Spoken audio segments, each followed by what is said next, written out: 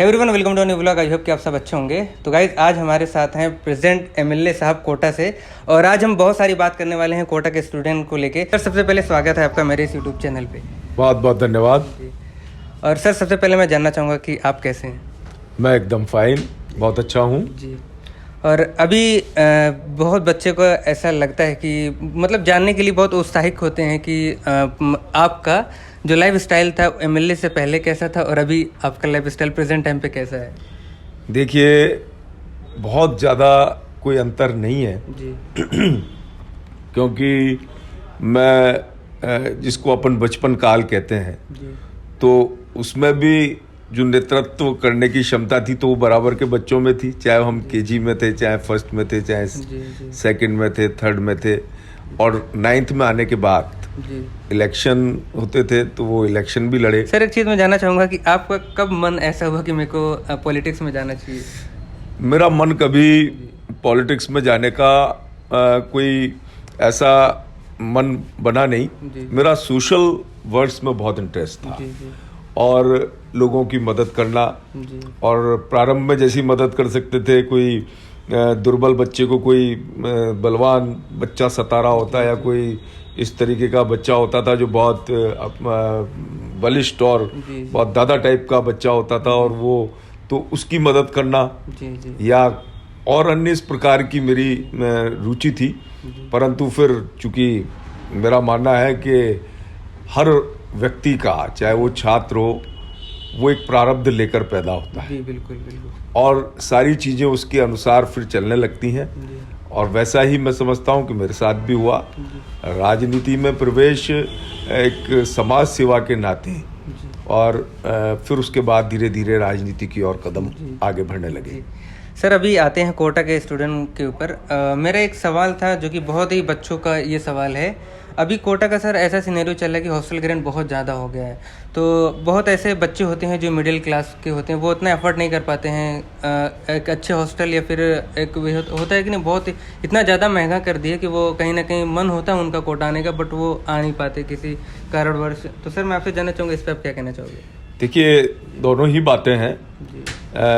अच्छी सुविधाएं चाहिए तो अच्छे कमरे के उसी हिसाब से रेंट भी हैं, और सामान्य कमरों के रेंट भी हैं। तो मेरा मानना है कि बच्चा यहाँ पर जब पढ़ने आता है तो उसका एक ही ध्येय होता है कि वो अच्छे नंबरों से अपनी परीक्षा को उत्तीर्ण करे, आईआईटी और मेडिकल में उसकी सिलेक्शन हो। और वो उसके माँ बाप का भी प्रयास होता है कि हर सुविधा हम बच्चे को दे सकें, और उसके लिए वो पर्याप्त मात्रा में पैसे भी खर्च करते हैं। लेकिन मेरा कोटा वासियों से हमेशा, हॉस्टल वासियों से यही विनम्र अनुरोध रहा है कि बाहर से आने वाले बच्चे हमारे बच्चे हैं, और उनके माता पिता हमारे विश्वास पर उन्हें कोटा भेज रहे हैं, तो उनको उचित दाम पर उनकी हम सेवा के रूप में लेते हुए उन बच्चों को अच्छी रिहाइश दे सकें, उनको अपनापन दे सकें, उनके प्रति एक भाव, एक ऐसा स्नेह का भाव जो माँ बाप को छोड़कर कोटा शहर में रहने आए हैं, तो वो उनको एक रीता भाव, एक खाली भाव नज़र ना आए, और उनको एक पूर्ण विश्वास कोटा शहर में मिल सके। और एक चीज़ और था सर, मैंने ऐसा देखा कि हॉस्टल में क्या है कि पानी वगैरह का जो सिस्टम है वो सही नहीं है, और उसकी वजह से बहुत सारे बच्चे ऐसे जो हेपेटाइटिस बी का भी शिकार हो चुके हैं। सर इस पे आप क्या कहना चाहोगे? आपका कहना बिल्कुल सही है कि कोटा शहर में चंबल नदी के किनारे होते हुए भी कोटा शहर पानी के मामले में अभी तक पूर्णतः सक्षम शहर नहीं बना है। उसके लिए हमने भरसक प्रयास भी करे हैं। वर्तमान में जो सरकार है उससे भी हमने कहा है, क्योंकि कोटा में जो डिस्ट्रीब्यूटरी की प्रॉब्लम बहुत पुरानी प्रॉब्लम है, वो डिस्ट्रीब्यूटरी अगर चेंज हो जाती है, क्योंकि कोटा में लगभग 2 लाख बच्चा बाहर का पढ़ने आता है, तो 2 लाख लोगों को, 2 लाख बच्चों को पानी अवेलेबल कराना, ये दायित्व कोटा प्रशासन का है, सरकार का है। और उसमें लगातार हम सरकार के ऊपर दबाव बना रहे हैं कि क्योंकि ज़्यादातर जो पानी जो फिल्टर होकर केलगढ़ से जो हमारी कोटा का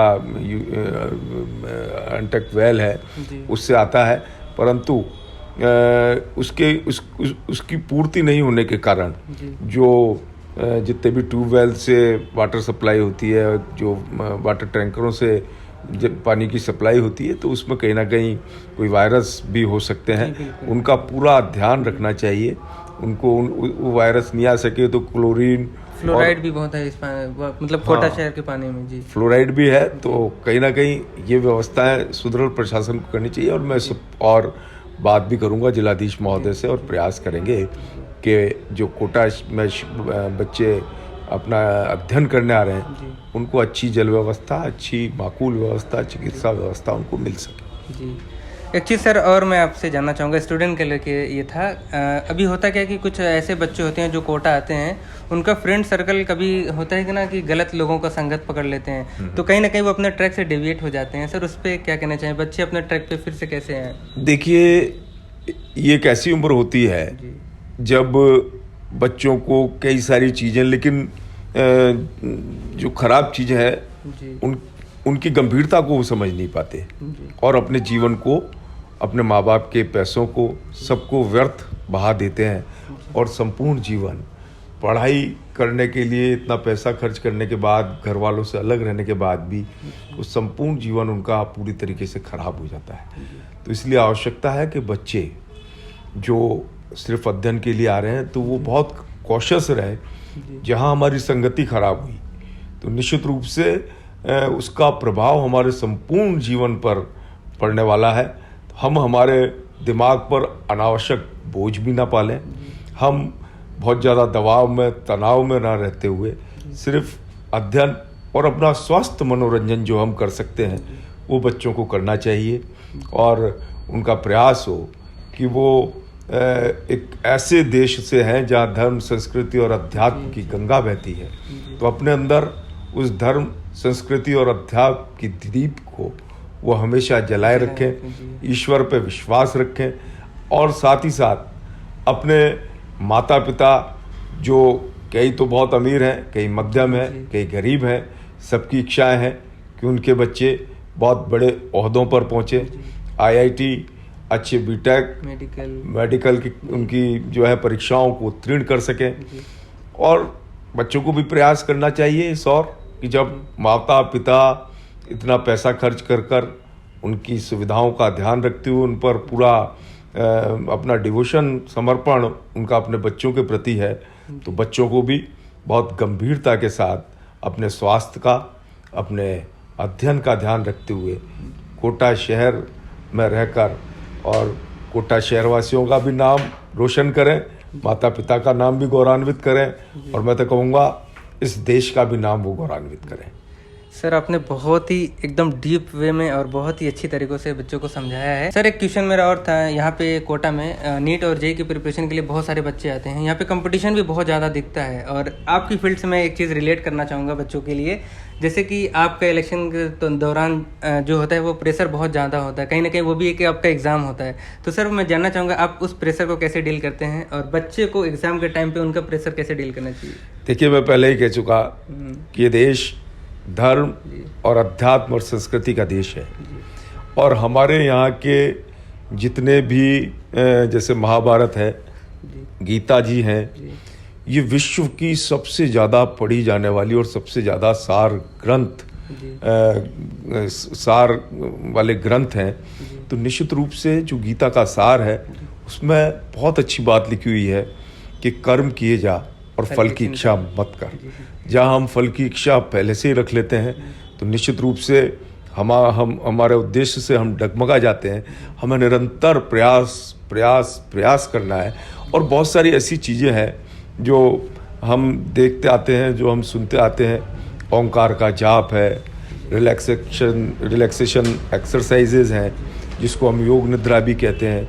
निश्चित रूप से ये एक युवा के ऊपर, ये उन प्रतिस्पर्धियों के ऊपर इतना सकारात्मक प्रभाव छोड़ती हैं। यदि आप मेरा कहना है कि जो युवा बच्चे हैं, यदि वो सोते समय, जब वो अपनी अध्ययन के बाद सोने जाएं, तो मात्र 5 या 7 बार ओंकार का जाप कर लें और सुबह जब वो उठें, धरती माता के को छूने से पहले, उनको चरण स्पर्श करने से पहले पैर जो अब हम, तो उस समय हम जैसे ही हम अपने दिन की शुरुआत करें उस समय भी हम ओंकार का जाप करें और जब भी हम सोने जाएं तो निश्चित रूप से हमको योग निद्रा जो बहुत सहज होती है, हमें पूरे शरीर पर अपने जो है गौर करना पड़ता है और अपनी लंबी और दीर्घ सांसें हमें लेनी पड़ती हैं। तो निश्चित रूप से ये बहुत आसान चीज़ें हैं। अगर हमारा देश का युवा इन चीज़ों को अडॉप्ट करता है, लंबी दीर्घ सांसें लेना, ओंकार का जाप करना, तो निश्चित रूप से उसके संपूर्ण जीवन पर बहुत अच्छा और सकारात्मक प्रभाव पड़ेगा।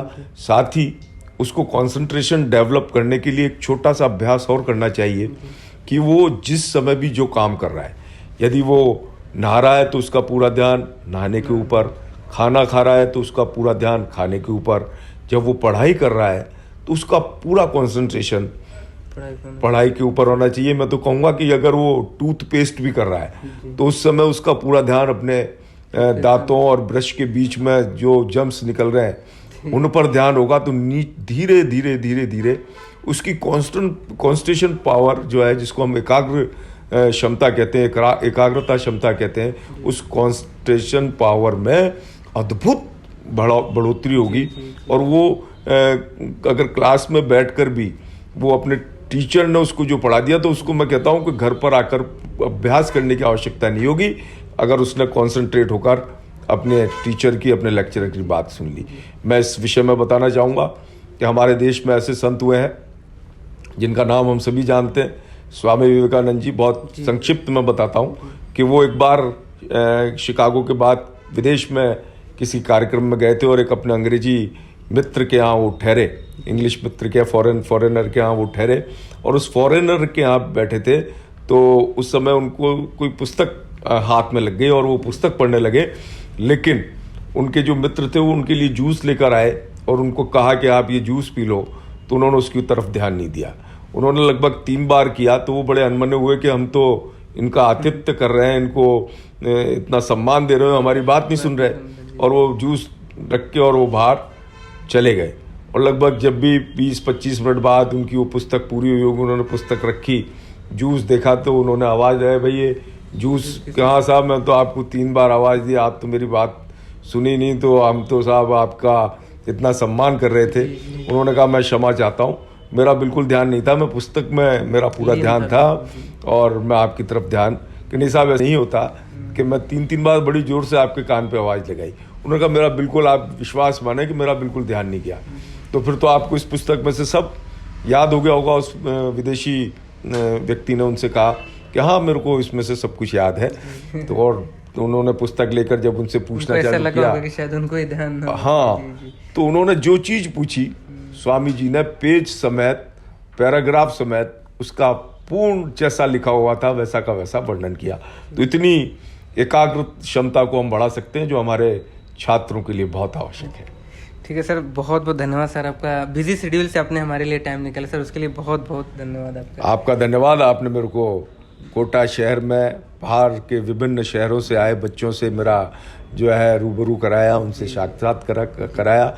और मैं उनको आश्वस्त करना चाहता हूँ कि किसी भी प्रकार की हर समस्या के लिए हम कोटा के लोग आपके लिए हमेशा तत्पर खड़े हैं। बहुत और आप कमेंट करके बता सकते हैं आपको जो भी प्रॉब्लम फेस कर रहे हैं आप। हाँ, निश्चित रूप से अगर कोई भी किसी भी प्रकार की आपको परेशानी है, दुविधा है, कहीं कठिनाई है, तो निश्चित रूप से आप हमसे संपर्क कर सकते हैं सर। और हाँ, मतलब सर के साथ मिलके पूरी कोशिश रहेगी सर, बच्चों को जो भी उनकी कमी हो सर पूरी किया जाए। निश्चित रूप से मेरे भरसक प्रयास होंगे कि आपकी कठिनाइयों को, आपकी परेशानियों को मैं दूर कर सकूं। ठीक है sir, thank you so much sir.